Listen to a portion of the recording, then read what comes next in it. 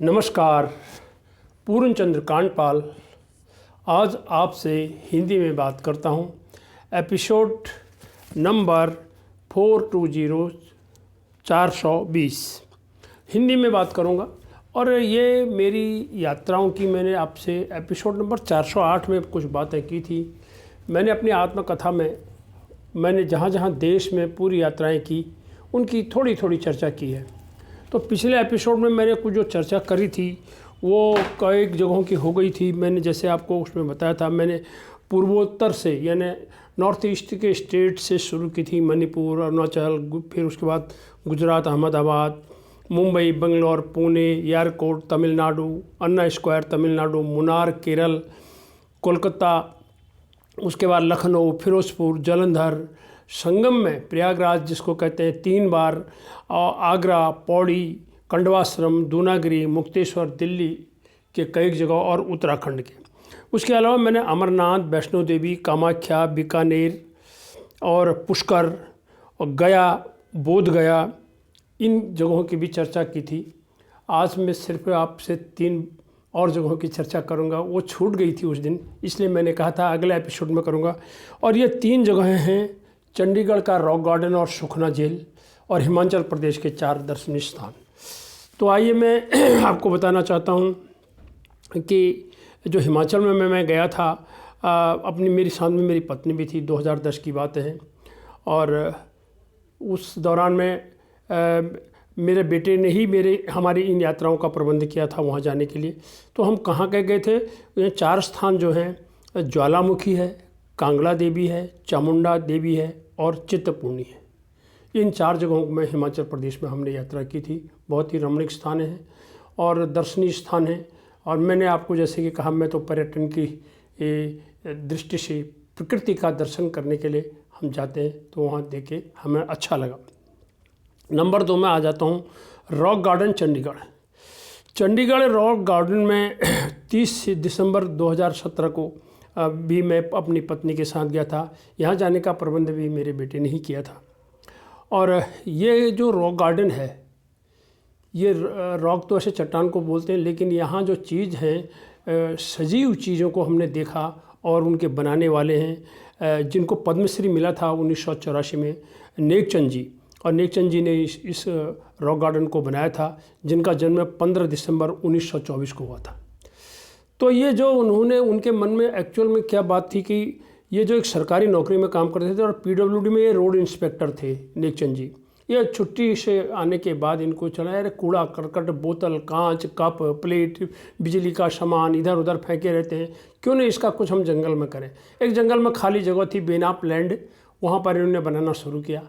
और बनाते बनाते इन्हें थोड़ा बढ़ाया, आगे जा कर के सरकार को इसका पता लगा ये तो बड़ी ज़बरदस्त सृजनता है, बड़ी क्रिएटिविटी है। और जब उन्हें पता लगा तो इन्होंने सरकार ने कुछ मजदूर उपलब्ध कराए और थोड़े इनके कार्य को और मदद करी। और इसके बाद 1997 में इसे नेकचंद फाउंडेशन के नाम से बना दिया गया और चंडीगढ़ टूरिज़्म ने भी इसमें अपना सहयोग दिया।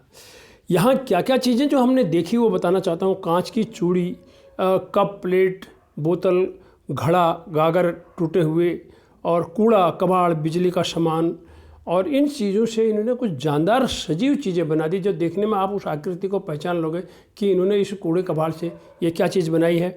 और इनके ये ऐसा लगता है कि ये जैसे 12 महीने खड़े रहते हैं, गर्मी हो, जाड़ा हो, बरसात हो, किसी भी मौसम में। कुछ जंगली जानवर भी उसमें बनाए जैसे दिखाई देते हैं, ऊँट, हाथी, घोड़ा, मनुष्य की आकृति भी है। और 40 एकड़ में ये जो क्षेत्र फैला हुआ है। यहाँ लगभग 5000 आकृतियाँ हैं। और यहाँ का जो लोगों का यहाँ पर आने का है, पर्यटकों का, कम से कम 5000 लोग यहाँ रोज़ाना आते हैं। और इसे पर जाने के लिए टिकट लगता है, बड़ों के लिए 30 रुपये का टिकट, छोटों के लिए 10 रुपये का टिकट लगता है। तो ये एक शानदार जगह है चंडीगढ़ में। उसी के बाद चंडीगढ़ में ही हमने देखी एक सुखना झील है। इसको हम दूसरे दिन गए थे यहाँ पर हम, और 31 दिसंबर 2017 को फिर यहाँ हम गए थे। सुखना झील के पास ही जैसे जाकिर हुसैन रोज़ गार्डन भी यहाँ पर बना हुआ है। सुखना झील जो है ना, वर्षा के पानी से बनाई हुई एक बनावटी झील है और 1998 में ये बनाई गई। शिवालिक पर्वत श्रृंखलाओं के बीच में, और ये 3 वर्ग किलोमीटर की है और 16 फुट ये करीबन गहरी है। और इसके अंदर कई जीव हैं। यहाँ रोइंग होती है, अब यचिंग होती है, देशी विदेशी कुछ पक्षी भी यहाँ देखने को मिलते हैं जिन्होंने इसको अपना आवास बना रखा है। और ये पूर्व राष्ट्रपति डॉक्टर जाकिर हुसैन के नाम से है। और ये जगह जो है 30 एकड़ में है और इसके अंदर 1600 प्रकार के 50,000 गुलाब यहाँ पर इस रोज़ गार्डन में है।